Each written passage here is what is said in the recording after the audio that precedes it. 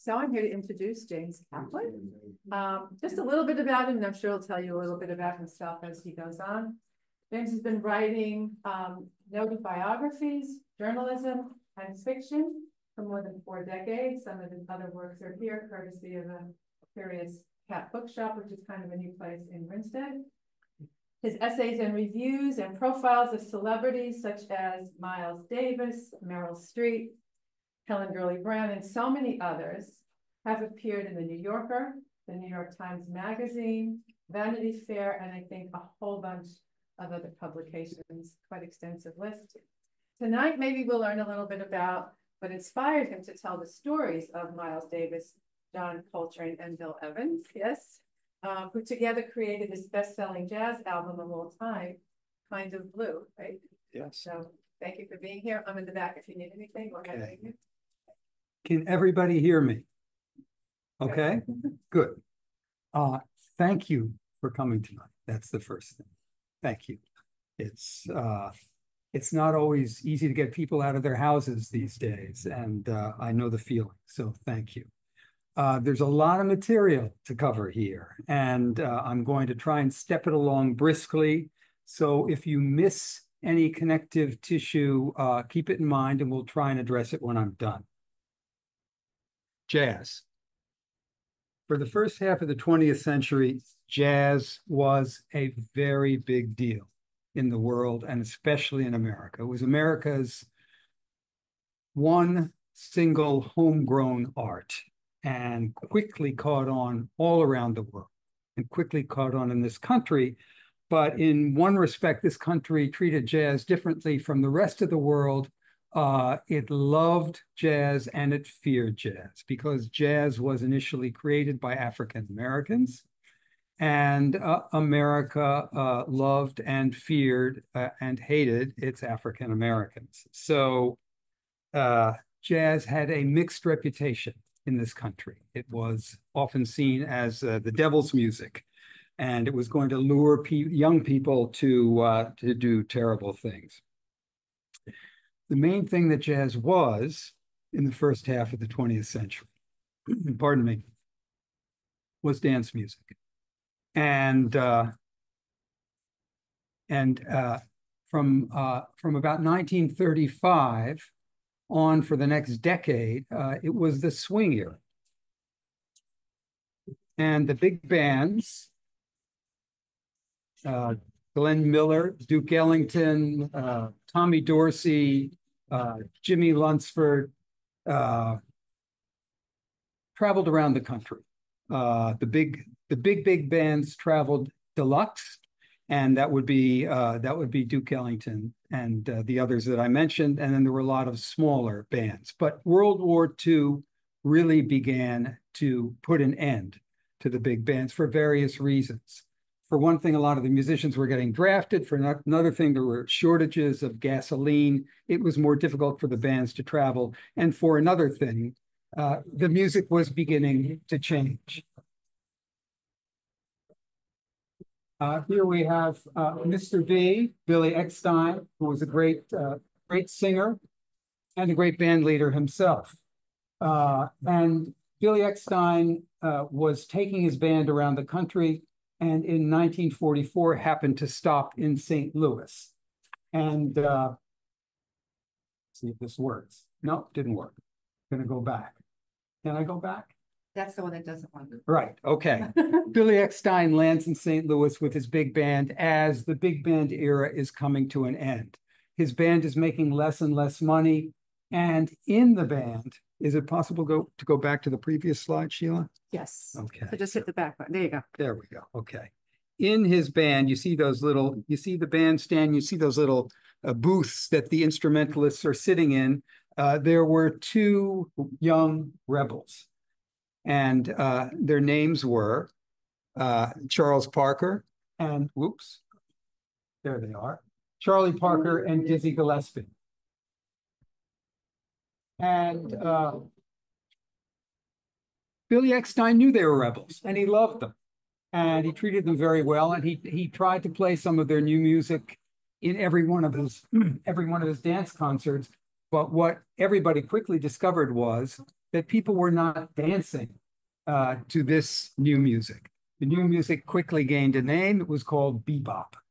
And while Billy Eckstine's band with Dizzy and Bird, that was Charlie Parker's nickname, were in St. Louis, a young guy began to haunt their concerts every time they played, and he would bring along his trumpet with him.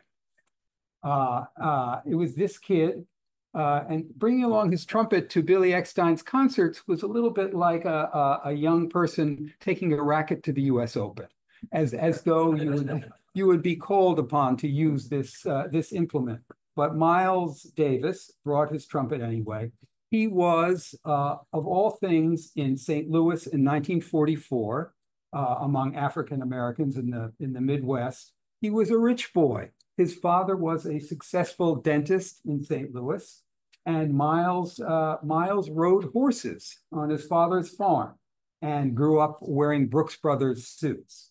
And so here he is at one of Billy Eckstine's performances, and suddenly one evening, a guy comes running up to him and asks him, Miles is standing there holding his trumpet, "You a trumpet player?" And Miles said, "Yes."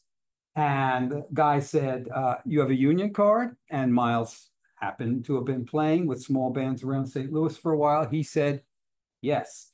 And so the guy who was talking to Miles, who turned out to be Dizzy Gillespie, said, "Come on, you got to get on the bandstand." And so Miles gets on the bandstand, and he plays in Billy Eckstine's band for 2 weeks while they have this stand in St. Louis.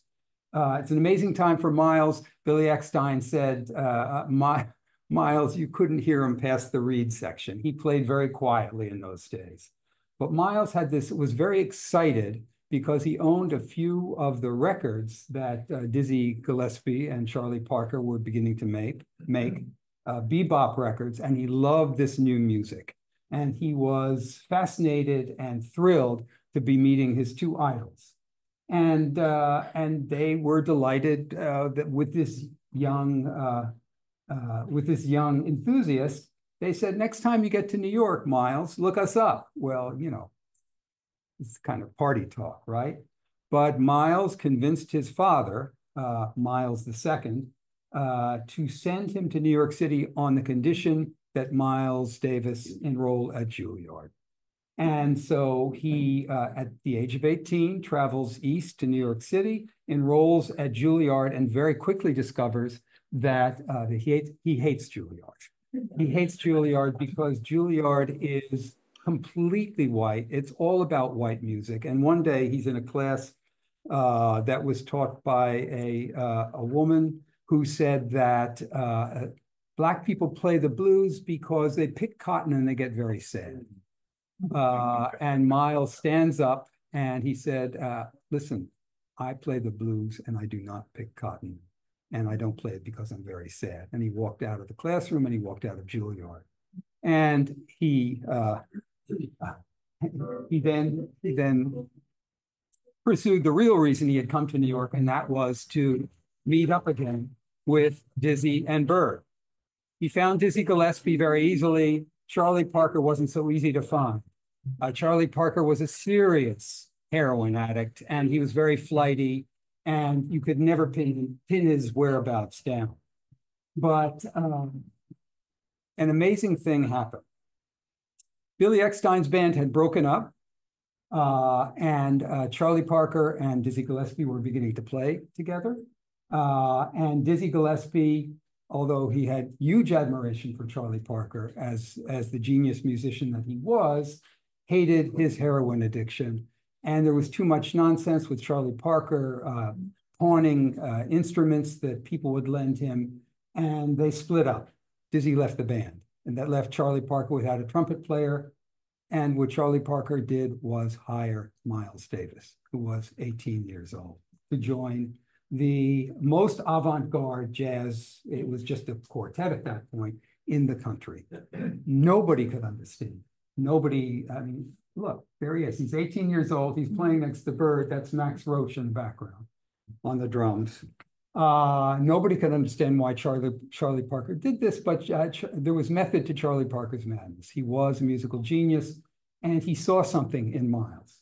He saw that Miles, even though he couldn't play fast and loud like Dizzy Gillespie, his slightly softer and slightly slower music would go well along with Bird's music, Bird's saxophone, his alto saxophone, which he played very, very fast and very, very loud. And they began making records together. Meanwhile, out in the hinterlands, there was a very serious, very brilliant young tenor saxophonist named John Coltrane out of North Carolina. And Coltrane was in Navy band while he was in the Navy. And once he left the Navy at the end of the war. Do you want me to make a look? No. Am I audible? Can you hear over the music? Okay. Yeah, just a signal if you can't hear my voice. You're good. Good. Good. Okay. He played louder than Miles. For the first 10 years of John Coltrane's musical career, this brilliant, so hardworking, so hard practicing saxophone player kept his great light hidden under a bushel while he served as apprenticeship playing for successive R&B bands. Here he is in one of them. He's the second from the right. I apologize for the crappy blurry image, but he played in all these rhythm and blues bands all around the back roads of America. And the great John Coltrane was unknown to American jazz fans at that point. He often found himself, when he was playing for, say, Eddie Cleanhead Vinson's band, often found himself having to walk the bar. And that meant that he would have to take a saxophone, get up on the bar, whatever saloon they happened to be playing in, and play while he was walking along the bar. One time, a friend of his came in while he was doing that, and Coltrane was so mortified that he jumped down. He couldn't stand it. It was such an indignity. There are a lot of reasons he was hiding his light under a bushel, but again, he was serving an apprenticeship and he was learning. Meanwhile, again, back in New York City, Miles Davis is playing with Charlie Parker, and he meets this guy, a man named Gil Evans, no relation to Bill Evans, a brilliant Canadian composer, arranger, musicologist, who has all kinds of new ideas about kind of mixing jazz together with European Western classical music. And they really hit it off, Miles and Gil Evans, for one reason, because Miles detects not an ounce of racism in Gil Evans's entire makeup. And they begin to try to make music together. And what that meant in the case of Gil Evans was not improvisational music, the kind of music that Miles was playing with Charlie Parker, but written out music. The ideas that Gil Evans had about music, about combining jazz with classical, had to do with music that was written on staff paper, on musical charts. And they began to form a band. Miles had an idea to form a nonette, 9 instruments. He wanted a band that would sound like, that would have a vocal sound to it. He wanted it to sound like singers. And in short order, they began to make records together. There's a composition by Miles called Poplicity. And the records that he and Gil Evans and these 7 other musicians made together came to be known as the birth of the cool. But at first, which is it's a beautiful title, and people act today as though it was a gigantic achievement in jazz, and it was, but at the time it was overlooked almost entirely. First of all, people like Dizzy Gillespie, at first, Dizzy was brilliant, but he hated this kind of jazz because he felt it wasn't sweating. It wasn't working hard enough. It didn't have the guts that improvised jazz had. And also club owners like Birdland didn't want to hire 9 musicians. It was too expensive. But it just wasn't at first seen as hip at all. Another thing was happening with Miles Davis at this time. He, in 1949, when Miles was 22 or 23, he went to Europe, went to Paris with some jazz all-stars to play some concerts. And he's a very young man, and he was very taken with Paris and excited about it. And one of the things that excited him hugely about Paris was that once more, he detected zero racism among the white people he met in Paris. He was treated not as some strange or inferior or threatening dark-skinned human being, but simply as a human being. He fell in love there with a young singer named Juliette Greco. And for the 10 days that he spent in Paris, Miles was walking on air. He had a love affair. He was playing with these all-stars. He was treated as a human being. And then he had to come back. He had to come back to the States and became so depressed that he fell into heroin addiction. Heroin is a huge story in jazz, and I can only touch on it very briefly here, but it kind of all began with Charlie Parker. Charlie Parker, as I said before, was a monumentally addicted musician, monumentally addicted to heroin, and he wasn't proud of it. And he tried, in fact, to convince young musicians not to do heroin. But there began to arise this myth that in order to play like Bird, you had to do like Bird. And so an entire generation, and this I list dozens of them in my book, of young jazz musicians, these young, brilliant, all men, these young, brilliant men were dropping like flies, were overdosing and dying in their early and mid-20s. Miles was very lucky to survive at all. But for the first half of the 1950s, let's say from 1949 to 1955, he was badly addicted. And it was very hard for him to get hired. It was hard for him to get money to buy heroin. He was this guy who had grown up as a rich boy and he was a beautiful young man, always so careful about his appearance and how well dressed he liked to be, became disheveled and dirty and unmarketable. And then something happened. Then he tried and tried and tried again to kick heroin. I don't know how many times he tried to kick heroin, but on probably what was the maybe 11th try, he was able to do it. And in a restaurant in New York City, he ran into a jazz impresario and club owner named George Wein. And George Wein ran this new institution that had started up in Rhode Island. It was called the Newport Jazz Festival. First year was 1954, and Miles runs into George Wein and sometime early 1955, and says to George Wein, and for a moment I'm going to imitate Miles, because anybody who knows anything about Miles Davis or who's ever spent any time with Miles Davis loves to imitate Miles Davis, whose voice was even hoarser than mine is tonight.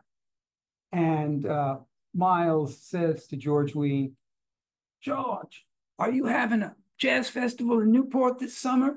George says, "Yes, I am, Miles." And Miles says, "You can't have a jazz festival in Newport without me." So George Wein agrees. And Miles, as a complete surprise, he's not even on the program at Newport, shows up with this thrown together band. You can see Jerry Mulligan there.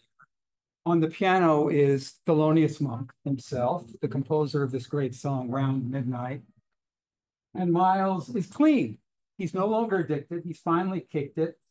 He's wearing this, as a symbolic gesture, he's wearing this beautiful white sports jacket and a black bow tie. And he plays so magnificently that a man named George Avakian, who was the head of jazz records for Columbia Records, and a man who I knew, was a wonderful man, beautiful man, signs Miles to Columbia Records on the spot. Miles had been bugging George Avakian for the last 5-6 years to sign him, and George Avakian didn't want anything to do with a heroin addict. But he now saw that Miles was clean, He signs Miles to the biggest record label in the world at that time. And Miles's career changes just like that. And Avakian signs Miles on the condition that he put together a band and keep that band together, quintet or sextet, because it would be better for business if he could sell Miles and Miles's quintet or sextet as a steady sort of concern. So Miles begins to put together a band, and who does he hire? But this guy is John Coltrane, and virtually the same thing happens with Coltrane, with Miles's hiring of Coltrane, that happened with Bird's hiring of Miles back in 1944. Nobody understands it. Nobody gets it. Nobody had heard of John Coltrane. He was a nobody. He was a nothing. But Miles knew. Miles once said that Coltrane was the fastest, loudest saxophone player he had ever heard. He loved his music, and he hired Coltrane. But then there's a problem, because Coltrane was a heroin addict. And Coltrane began to become, in Miles's band, very undependable. Would show up late for gigs or show up not at all. Or again, disheveled, dirty. He would sit on the bandstand picking his nose instead of playing. And Miles got so sick of it that he fired Coltrane. And when he fired him back in the dressing room, he, at the same time, along with telling him he had to leave his band, he punches Coltrane in the stomach. And that ejection from Miles's band does something to Coltrane, and he begins to work very hard on weaning himself from heroin. This is early 1957. Coltrane links up with the great Thelonious Monk. And over the spring and summer of 1957, they play this legendary stand at the Five Spot down on the Bowery in New York City.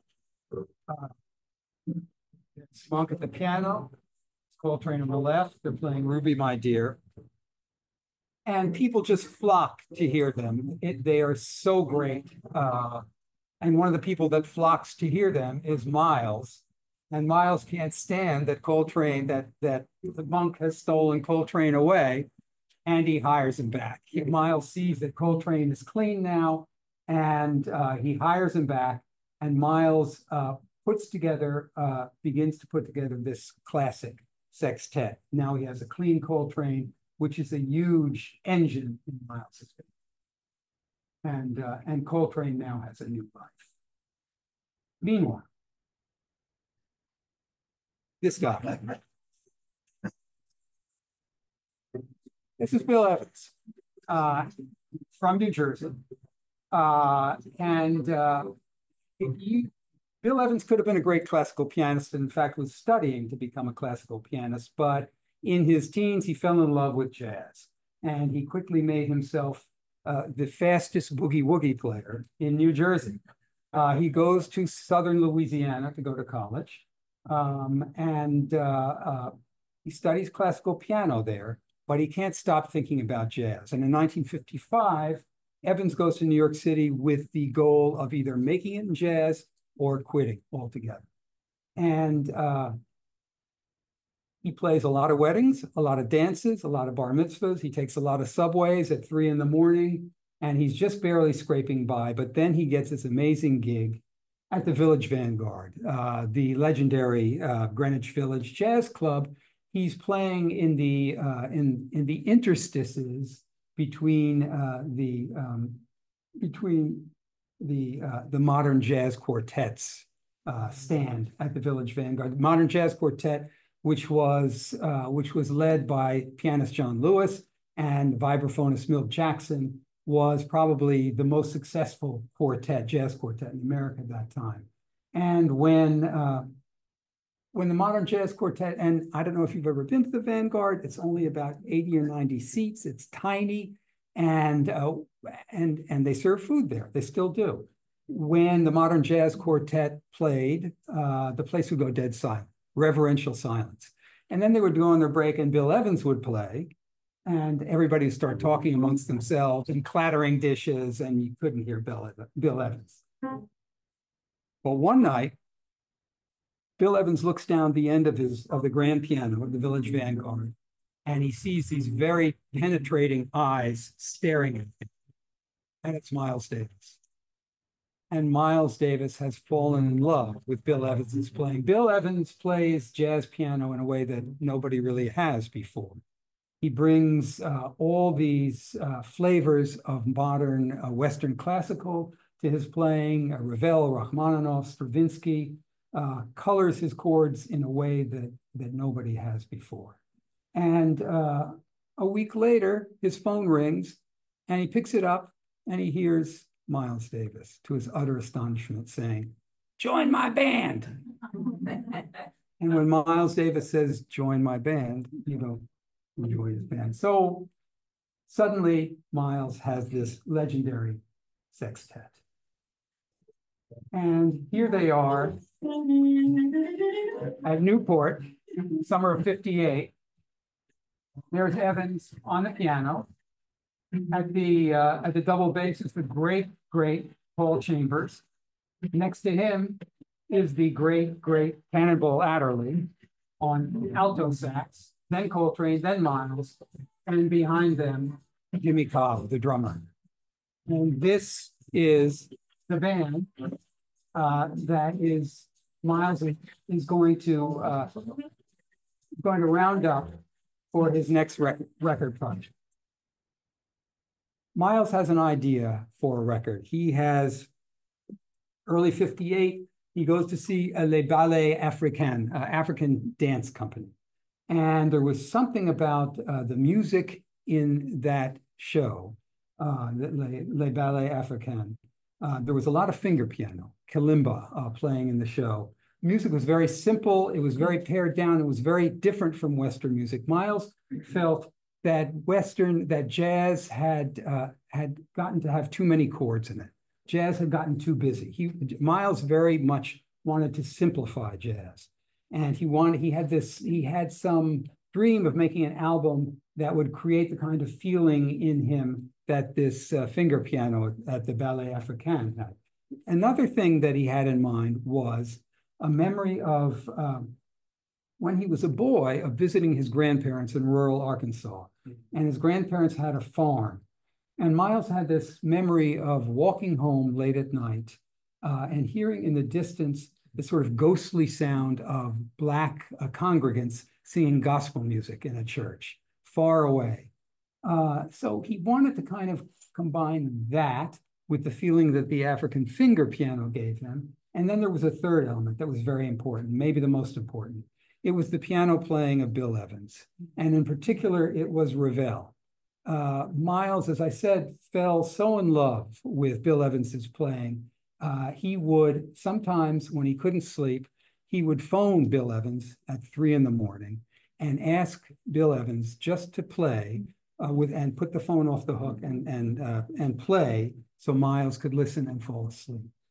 And he later said, I designed Kind of Blue, this great album, the greatest, arguably the greatest, and certainly the best-selling jazz album of all time.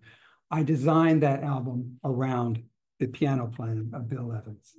And in particular, it was the colors of Ravel that came into the music and that you can hear in this simplified version of jazz that Miles and these other great musicians created on Kind of Blue. Paul Chambers playing along with Evans at the outset of, you may recognize the song.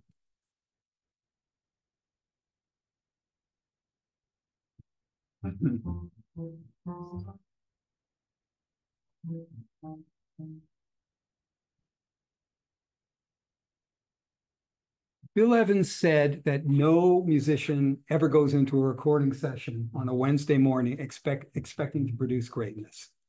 And these guys, on the other hand, did that. They walked into Columbia Studios on East 33rd Street. I think it was a Monday morning. And they created this incredible album. And there's so many incredible things about it. Its timelessness, its simplicity, the eerie, the almost eerie kind of presence it has. it's not like any other jazz ever.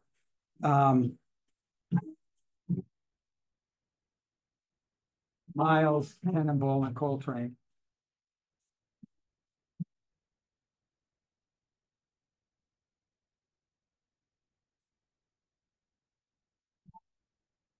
Another one of the amazing things about Kind of Blue is that every of the 5 songs on the album, a couple of which were very long, including So What.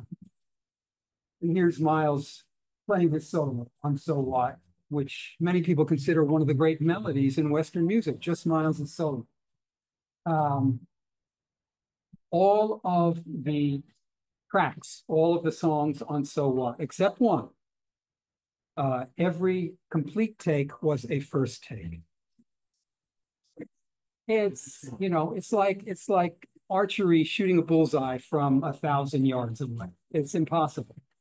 And all Miles had done before they made this album was sketch out a few very sketchy sketches of maybe a run of a few notes. They did some rehearsing. Each musician knew what he wanted to do, what he had to do. But Miles was never one to give many instructions to his musicians.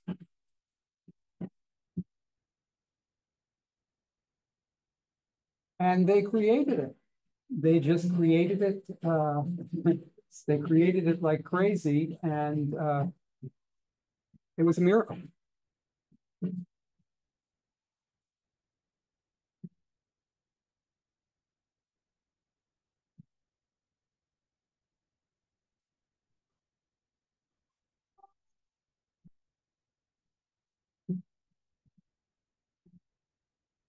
I can't play the whole song tonight, but you go back and listen to it. And one of the great things about this song is if you can try and detect, hold on one sec.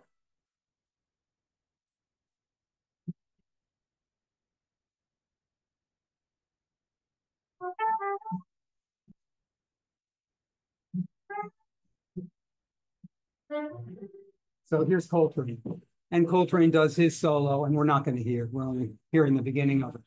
But next time you listen to So What, try and see if you can pick up the handoff from Coltrane to Cannonball. It's a handoff from a tenor sax to an alto sax, but it's pretty difficult to pick up. And a lot of that has to do with the Cannonball, who was a great musician himself, revered Coltrane and learned so much from him. And so Cannonball Adderley is very much himself, but they just meld so beautifully on this song.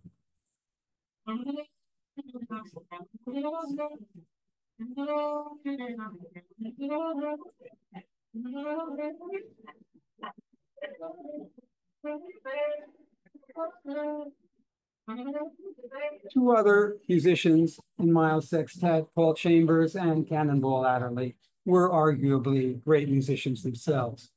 But I chose to write about the 3 men I consider the geniuses of that album, Miles and Coltrane and Bill Evans, as men and musicians, before, during, and after the making of this album. And each one of them has a particularly fascinating and tragic story. So we'll exit on that note. And I'd love to hear anything that you would like to ask me.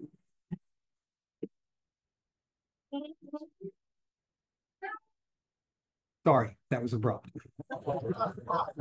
You need to do that or no? No, I shouldn't have done. Sorry. Yes, sir. When was the first time you heard of this album, and what were your initial thoughts?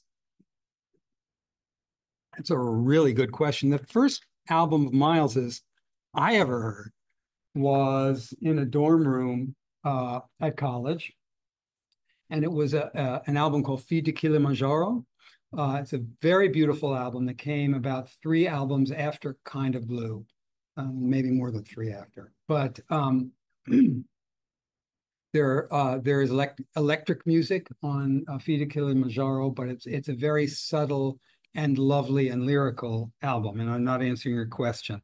I don't think that, you know, I tell the story in the book of how I got to interview Miles Davis, and the brief outlines of the story are that I totally bumbled and lucked into an assignment from Vanity Fair magazine to go interview Miles, because Vanity Fair was about to publish an excerpt from Miles' forthcoming memoir. By all rights, I should never have been in a room with Miles Davis, because I knew nothing. As soon as I kind of, there's an old story. You may remember Lee Marvin, the movie star, right? And at the beginning of his career, he was being interviewed by a director. The director wanted to see if he wanted Lee Marvin to be in his movie, and it was a Western. And the director asked Lee Marvin, do you ride a horse? And Lee Marvin says, I like the wind. That's a great answer. And that's essentially what I said to get this assignment to go interview Miles Davis. I went to what used to be Tower Records in Manhattan. Yeah. I bought every Miles Davis album they had, not multiple copies of the same album, but every album. And I suspect that the first time I heard, embarrassingly, and we're talking about, you know, like 20 years after I first heard Fear the Kilimanjaro, I think that may have been when the first time I heard Kind of Blue. And it bowled me over. I don't see how anybody could fail to be bowled over by Kind of Blue. Anybody else? Sir. Jimmy Cobb played over at the Litchfield Jazz Festival Yes, he did. maybe 7 years ago. Yeah. Yeah. And I couldn't believe I was watching him play drums. Yeah. I was like, whoa. Yeah. Yeah. You get those whoa moments. When I was in college, up on the Upper West Side, there was a restaurant called the West End Cafe. And I went there one night, and they had a jazz band playing, and on the drums was Joe Jones, not Philly Joe Jones, but Joe Jones, who had begun playing with, where did he begin? With Count Basie. Yeah, Count Basie, like in the late 20s or early 30s. And there I am in a room with Joe Jones. So yeah, it's awesome. And unfortunately, jazz began to have such a limited audience once rock and roll sort of dropped a neutron bomb on it in the early 60s, that it was very easy to get up close to some very great geniuses in jazz. Ma'am. Emmett Cohen started when he was just out of college, maybe past his master's, with this notion that he was going to create what he called the Jazz Legacy series. Mm-hmm. This all happened because he decided he was going to study with Jimmy Cobb. Right. He found out that Jimmy was living in Harlem, not far from where he was. Mm. And he presented himself and said, I'd like to study with you. And then he made the recording with him. And then Jimmy was sort of sitting on his couch at that point, because he was already probably 86. Right. This is Emmett Cohen, you said? I'm sorry, who was the name of this person? Emmett Cohen, the pianist. The pianist, Yeah, okay. yeah. So Jimmy was not doing a lot. Yeah. And Emmett revivified his career. That's great. Emmett packed him up, took his drums, he put him in the car. I run the Litchfield Jazz Festival. Ah. I went to see them at the side door, and it was just beautiful to behold. Yeah. Emmett took care of him. He did everything for him. He set him up. He took him down. He took him home, and then brought him to the festival. Yeah. Yes. And Cobb. It was such an honor. That's a lovely story. Thank you. Thank you for running the Litchfield Jazz Festival. You're welcome. He did his fine. Anybody else, sir? How long did the band that Miles Davis put together stay intact? How many years did they perform? Miles hired Bill Evans in June of '58, and in November of that same year, Bill Evans quit. He was burnt out. There's a whole, as I said at the top, there's a lot of material here. And the big story about Bill Evans is you saw what he looked like. He felt that he was a nerd from New Jersey and that he couldn't blend in easily to jazz. And audiences and players also made him feel that way. There was a huge blowback against Bill Evans because here he is, a white pianist in the biggest, best small jazz combo in the country. And Black audiences and Black musicians felt that it should have been a Black pianist. One of the people I interviewed for this book was the great pianist Chick Corea, and Chick Corea came from Boston, and he told me about going to a jazz show, maybe at Storyland in Boston. I'm not sure, or maybe it was the Latin Quarter. I don't know, but he goes to see Miles Davis and his quintet, and maybe sextet then. And he described to me, Chick Corea described how each of these icons strode out onto the stage. There's Coltrane, there's Paul Chambers, and then he said this white guy with glasses sits down at the piano. And Chick Corea said, I was so fucking disappointed. A lot of people felt the same way. And Bill Evans very quickly set about becoming the biggest junkie in Miles's band. To make himself hip, I guess. But it was over the next 20 years, because that's all he would last, and it was a miracle he lasted that long. He died in 1980 at the age of 51. It was and one man, Gene Lees, the jazz writer and lyricist, wrote that it was the longest, slowest suicide in history. Yeah, Evans is, as I said, each of these three guys has a tragic aspect to his story. Yes. Pursuant to that same theme of on the second song on this album, Freddie Freeloader. Yeah. When Kelly plays the piano. Yes. And there's a real clear difference. Oh boy, is there ever, sure. Compared to the So What, and then as it phases into the next song, you're back to goosebumps on your neck again. Yeah. But the Wynton Kelly version. Oh, Wynton Kelly was a great pianist, and he could be pretty goosebumpy himself. Right. But Miles wanted him to play. Bill Evans felt that he wasn't really equipped to play blues. He never really played the blues much, and it had a lot to do with his whiteness, I guess. But Miles wanted to lead off the recording with the blues to kind of loosen the musicians up. And so he got Wynton Kelly, who hated taking the subway, took a cab all the way out from Brooklyn to Midtown Manhattan, spent God's own amount of money on taking this cab, walks into the studio and sees Bill Evans there. And they were both rather surprised to see each other. So it's jazz. Yes, Sheila. Jerry was asking if any of them had happy marriages. I think that Coltrane's last marriage to Alice Coltrane was a happy marriage. I think they were very. She was a wonderful musician in her own right. She played a terrific bebop piano. Of course, she was a harpist too, and they had a couple of kids. They lived in a black section of Dix Hills, Long Island, in a very nice house that John Coltrane was able to afford because he deserved the money he was making from Atlantic Records at that point. So I think they had great respect for each other. And unfortunately, he died so soon after they were together. He died in summer of '67 at the age of 40. He had stopped using heroin, but he hadn't stopped drinking. And his liver was gone. His liver was ruined. So happy marriages. Bill Evans, I was about to say was a serial monogamist, but I'm not sure that's true. Had a lot of lady friends. And Miles certainly never had what you would call a happy marriage. He had Betty Davis, right. Not the movies. No, I know. Yeah.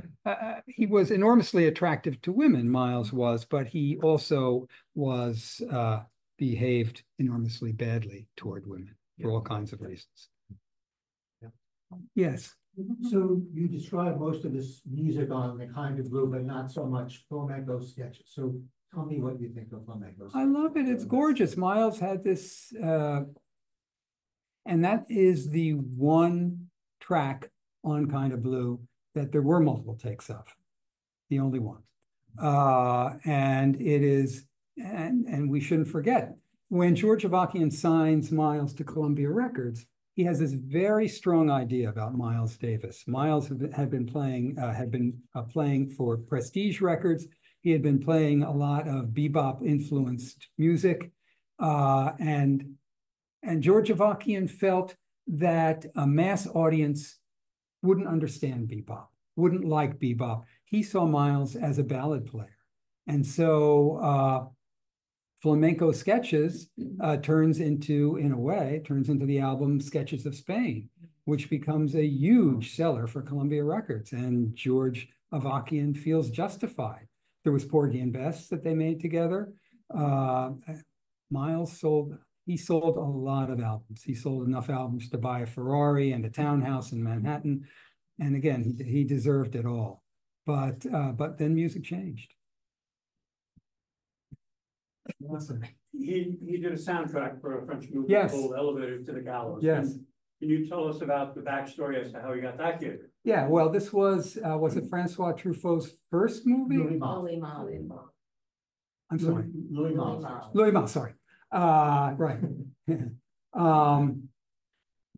Yeah, I think it was his first movie. The original idea was that that Miles was going to watch the footage. No, the original idea was that Miles would compose a soundtrack and record it. What happened instead was that Miles went into the movie studio and watched the dailies, watched the footage of Elevator to the Gallows that Malle had made, and played along with the film. And nobody had ever done that before that I know of. Maybe in the silent film era, I'm not sure, but produced a beautiful album. And completely improvised, of course, completely. So not a note was set to paper for that. Yes, I'm sorry, I'll be back to you in a minute. I just wanted to rewind a little bit. Yeah. Yes. I'm new to her music and I've just been blown Yeah. out of the water. Yeah, So I was curious. it's ecstatic, isn't it? Her music is ecstatic. Oh my gosh. Yeah. So I'm curious, did the two of them write music together? Did they? They certainly play together. Sorry. Yeah, sorry. Yeah.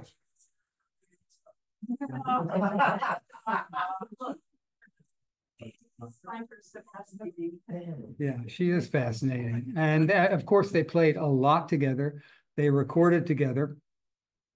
But it was also, as they began to play together, Coltrane's music changed enormously in a very short time. He recorded the great album Giant Steps just 3 weeks after the last session for Kind of Blue. That was in spring of '59. And then he only lived 8 more years. And in those 8 years, his playing went sort of out into outer space. And it left a lot of listeners behind.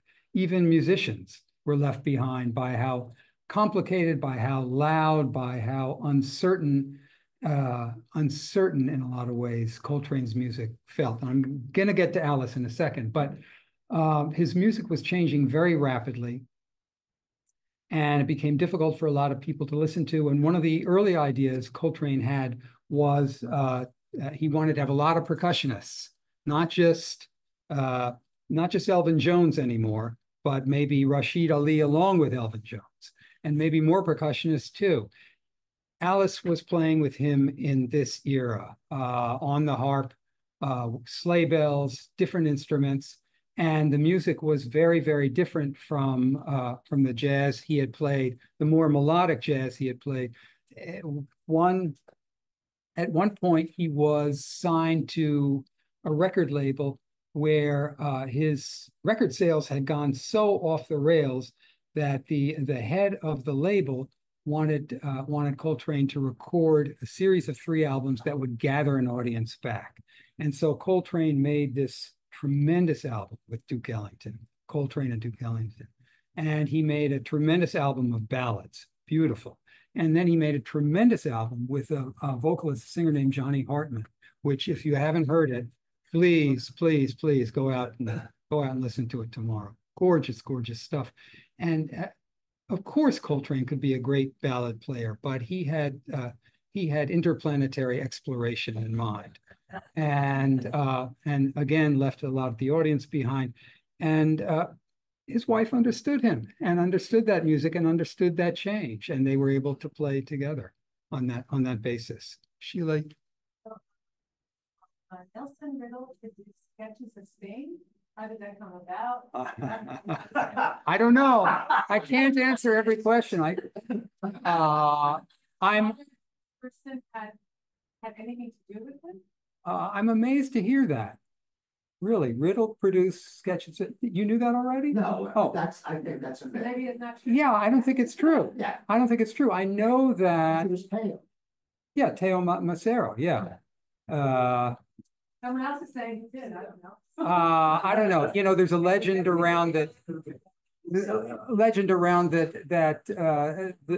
That Ringo starred in Play on Sergeant Pepper, that it was the great drummer Bernard Purdie and not Ringo Starr. I don't know. I know a lot about Nelson Riddle, but I didn't know that. Yeah. Yes, in the orange shirt, sir. Is there a trumpeter playing today who who plays in the style of jazz that was on time? There are a lot of great trumpeters around. There is a beautiful trumpeter named Nicholas Payton. There was Miles's only protege was Wallace Roney, who I got to interview for the book. He died of COVID. And there was a great, great trumpet player named Roy Hargrove, who also died a couple of years ago, very young. Say again? Drums. Yeah. Yes. Yeah. Well, the old story. Yeah. The old story. Yeah. So I'm sure there are people I have forgotten or failed to mention or don't know about, but jazz is in a weird place these days. It is largely in the academy. There are very few clubs left. There is, of course, the Litchfield Jazz Festival, which is very important, and there are festivals around the country and around the world, but it has a passionate audience. It's a much, much smaller audience than it used to be. And the Academy is full of great young players. And you know what it does have? It has a real hook on young people. Yes. Yes. We run a camp. Yeah. That has been going for 28 years now. Yeah. And it's large. These kids are dedicated. Yeah. They are interested. When we asked them at the last one of our meetings, raise your hand if you are thinking about doing this as a profession. About a third of the audience raised their hand. Right. Now that doesn't mean to say they're going to do it. Right. But they are either going to grow up to be working jazz musicians, doctors, lawyers, and institutes, but they're going to be the audience for the future. Yeah. I took the long view of all this. Yeah. So I realize what the problems are. I fight for audience all the time. I would say that I keep building more and more interest. well, you're doing the Lord's work, and thank you for it. Yeah, you are. But I want to say also that I think that a great thing that's happening with jazz these days that hadn't happened so much before is cross-fertilization from other styles of music. So when you listen to a Robert Glasper album, for example, and this is a great musician, you're hearing all kinds of sounds that he is mixing jazz with, including rap. So I think that world music and jazz music and all kinds of other music are achieving amalgams that they failed to achieve back in the days of John Lewis, when he was trying to create the third stream, combining Western classical and jazz. And I think that's very helpful for jazz. I think that'll help get it out of exclusively being in the academies. And I hope people stop siloing it. I see that happening less now, but people who like trad jazz, not coming here. Yeah. The people who like straight ahead, I was pilloried by somebody when I did the first festival because I had Mario Bob's group. You know, it is. Thomas J. Listen, sometime if you can look it up, Miles, speaking of excoriating, Miles excoriated somebody for putting down Dixieland in his presence. How about that? Miles had huge ears. He loved many, many kinds of music. He was crazy about Prince. He was crazy about Sly Stone. He was crazy about Jimi Hendrix. Seriously enthusiastic about these young geniuses. And who knows what could have developed if Miles had lived longer. But I think that sort of pointed the way toward the future. And there are a lot of people around today with the kind of big ears that you have and the kind of big ears that other people helping jazz along have as well. Sir, yeah. I was wondering if you'd been to church. No. I write about it in the book, but I haven't been in San Francisco. Yeah. Yeah. Ashley Kahn writes a great book. Yes. Published in 2000, Yeah. obviously, on this album. Mhm. And your book came out and I learned about this talk from my friend Tom about a week and a half ago. I was curious, what new information do you bring to the biography, or what point of view is different than that? Well, yes, and nothing subtracted from Ashley Kahn, who wrote an excellent book about the making of Kind of Blue. There is a certain slightly, or maybe more than slightly, technical aspect to the book. It's more a book for extreme jazz fans and players to read, and it's very detailed.